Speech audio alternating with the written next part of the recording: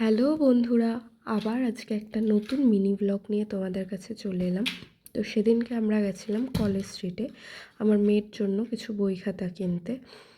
তো সেটাই দেখছিলাম এখানটায় ঘুরে ঘুরে, কারণ বাচ্চাদের বইটা অন্য সাইডে পাওয়া যায়, এখানটায় যেগুলো একটু বড় বাচ্চাদের জন্য। আর আমার মেয়ে খুবই ছোট।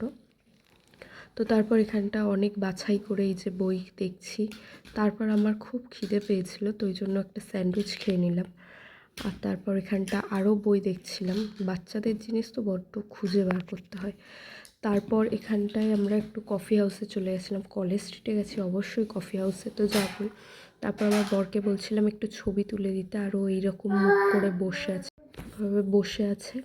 আর আমি যে খাবারের জন্য বসে আছি, কখন দেবে খেতে। আমরা একটা ফিশ কবিরাজি আর এক প্লেট চাউমিন অর্ডার করেছিলাম। তো সেটা নিয়ে একটু পোজ মেরে দুজনে ছবি উঠছিলাম। তারপর একটু পেয়ারা মাখা খেয়ে নিলাম। খেয়ে দিয়ে মেট্রো ধরে আবার অটোতে করে বাড়ি। তো এই দেখো, আমি একটা গোলাপ ফুলও কিনেছিলাম। ওকে, বাই।